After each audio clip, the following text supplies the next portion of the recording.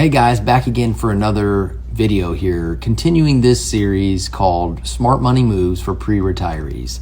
Now, the first thing I'm going to say in this installment is to assess your readiness.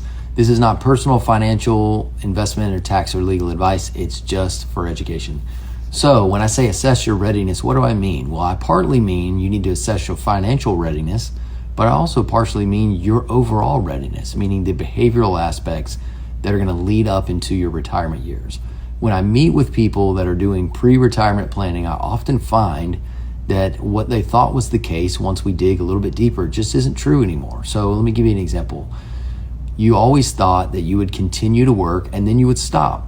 Now, if you meet with a couple or an individual 5 to 10 years away from retirement, they may have decided they like their career a lot more than they thought they did, or it means something to them that they never expected that it would. And so that leads to a different off-ramp than what they originally planned.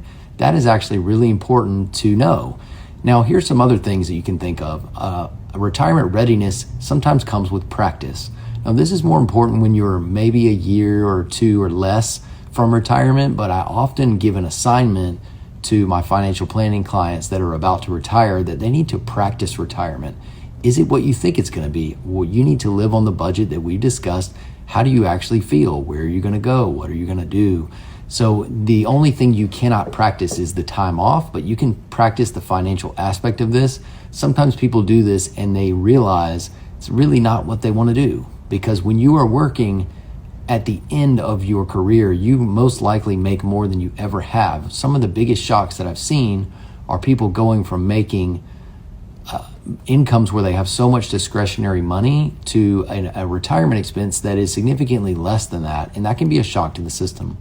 And then secondly, I think you need to assess your readiness from a distribution strategy. What are the different types of accounts you have? Specifically, you need to assess your readiness for, do you know the tax implications of these accounts?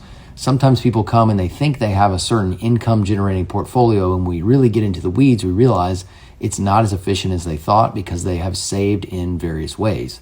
So those are just a few of the things I think about when I think about retirement readiness. So first smart money move, assess your readiness. Hope it's helpful. Share with anyone you think that might benefit, and I'll see you next time.